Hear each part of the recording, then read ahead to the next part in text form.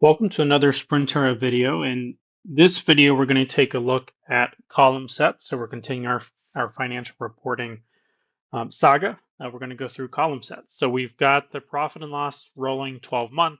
We've got a lot of columns going on here. We'll talk through how that's structured and kind of the core components of the column sets. We're going to go into our report definitions. We're going to pull up our column set. And let's take a look at this. So similar to previous videos on financials, I'm going to bounce back and forth just a bit between the column set here and our actual financial here in the system so you can see what it corresponds to. So the column set is going to determine how our columns are laid out. And in many financials, you may just have one column or two columns with maybe a year to date and a period to date type of a feel. But in other reports such as this one, you may need quite a few different columns. You may want a rolling 12-month, which is what we're showing here. You may want a year to date that can kind of expand dynamically. So if you run it in June, it shows up to June. If you run it in October, it has columns all the way up to October. You may want a comparative where you have some sort of a percentage of sales added as a column, all different types of things. And the column sets are going to allow you to do most of that. So if I look at the column set, it's broken out into two sections. You've got your header section here, and all of this corresponds to this header section of the report here. So our title, our column headers, that's all coming from this header section. And then we've got our detail section, and that's going to correspond to all of this detail that we're seeing here. So the column sets work in conjunction with the row sets to deliver a final output. So we'll kind of run through most of these different attributes here on the left to go through most of the important and relevant ones. We won't touch on all of them today just for the sake of time. And there are many, several of them in here that are not really as relevant or used as frequently.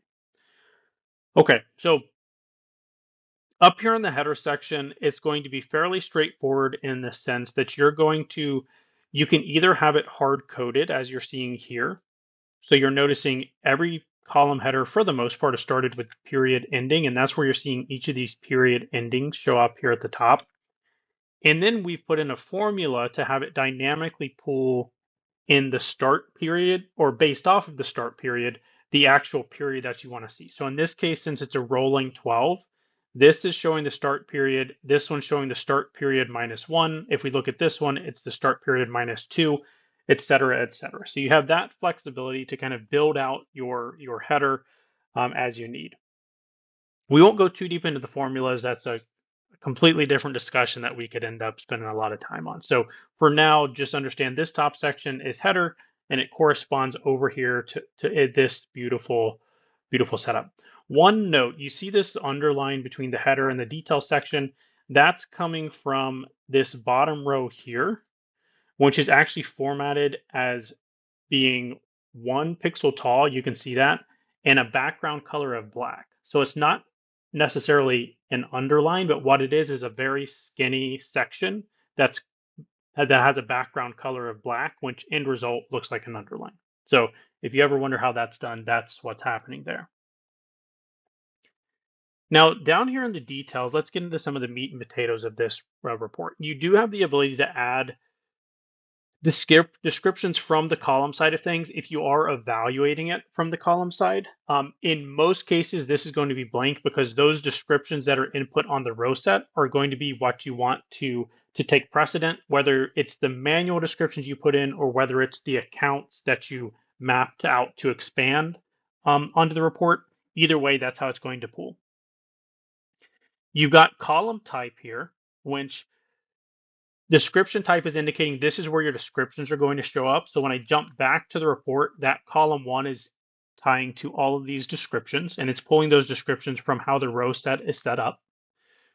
You've got column types of GL, and these are the columns which are going to contain all GL data. So you notice if we look in this column, for example, it's all GL data, etc. So this column here corresponds to this first column here. And so all of these are GL because they're pulling from the GL. And then if I scroll over, the final column type you'll see is calculation. So this is when you're going to have it built based off of a formula. So when it's set to calculation, it's going to look for a formula in this field here. And we're essentially telling it to add all of the columns one by one, total them here. And that corresponds on our report to this total column here, where it's simply adding all of the columns, giving us a number here. Okay, so if I slide back over, so that's our type. Cell evaluation order. And for the most part, this is going to come from the row set. But if you do want to do a formula that's dynamically calculating within the column set, you can change it to column. So this is how we did this formula. But it's also, if you wanted to do like a percentage of sales or something like that, you may change the cell evaluation order to factor in exactly what you need to have factored into that. We talked about the value. This is where you're going to put in a formula if it is a formula or a calculation type of column.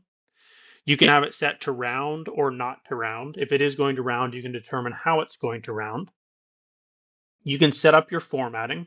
So this is telling it to show with a comma and with 2 decimal places. In some cases, you may want it to show non-normal values as a negative or with a parentheses. As it's set here, they would show negative. If you wanted it to show with parentheses, you could set it up like this. And then that's going to tell it to show with parentheses, some variation of that. It may actually be a semicolon. So that's going to be your format. You can do all of that. One other thing that you could do is if this calculation column was going to be a percentage, you could give it different percentage formats like a P2 or something along those lines so that it's actually showing as a percentage as opposed to a decimal to represent a percentage. So you have that flexibility there. This is determining the width. You'll notice we're mostly uniformly 100, whereas we've got 250 for the description column, and this is why this description column is much wider, and then these are all relatively skinny in comparison. You have suppress empty, hide zero if you wanted to be able to hide some of your some of your columns if needed. You can control how this is going to show up on your report. So right now it's set to print where everything is printing, but you could hide it if you just wanted it to be used as the basis for a formula, but you didn't necessarily want it to show, similar to on the row set. You have the ability to merge it into the next column if you'd like as well. And then you do have the ability to put in visible formulas. So what the formulas here do, you can put in a formula that says if this criteria, based off of the output of this formula, either show this column or don't show this column. Where you may see that come into play is if you wanted to have a year-to-date financial built where you want it to dynamically show the correct amount of columns. So for example, if you run it for March, you want it to show January, February, and March with a column for each. Or if you ran it in November, you'd want to see a column for each of the months up through November. So you could dynamically set some sort of visible expression in here that's saying if these criteria is met, probably looking at the start period, you'd want to see where the start period is in correlation to the data, but you could set different parameters in here, different conditions in this visible expression to say this column should show or this column should not show. So essentially, if this column represents something that is later than the date of when I'm running this for, then don't show it. Otherwise do. Something like that. If you have a very wide report and you want to page break in certain areas, you can control that with these checkboxes. You can set your styling. So if you wanted a certain row to be bold, like if it, maybe totals you want to be bold over here, something along those lines, that can be controlled over here. And then finally, you've got the data source. And this is a big one. You can restrict the data in certain ways. So you'll see this first column is set to turnover. Essentially what that means is it's going to show the change of the period that you reference. So this one is set to return just what's happened in this period. If we look at the next column, it's showing what happened in the period that we ran it for -1. So go back one period. This one, what happened in the period we ran it for -2. So what this correlates to is when we're running this, if we're running it for December of 2024, you can see it showing December of 24, November, October, September. And this is because of these offsets that we're doing. So we're saying no offset, -1 offset, -2, -3, -4, etc., etc. And that's how that's determined. You do also have the ability to filter out based off of branches and things like that. So if you wanted to have a column per branch, column per company, you have different ways to do that. You can sort based off of ledger if you want to have an actual versus a cash comparison. Any of those types of things, you're going to have the flexibility to do that here down at the bottom of the column set. Similar to our row sets, there's all kinds of different details and nitty gritty that we could get into here, but for the purposes of this video, which is just kind of a general overview of column sets, that's going to be it. If you have any questions or want to discuss with us in any more depth, we're happy to have that conversation. But until the next time, we really appreciate your time. Have a great one.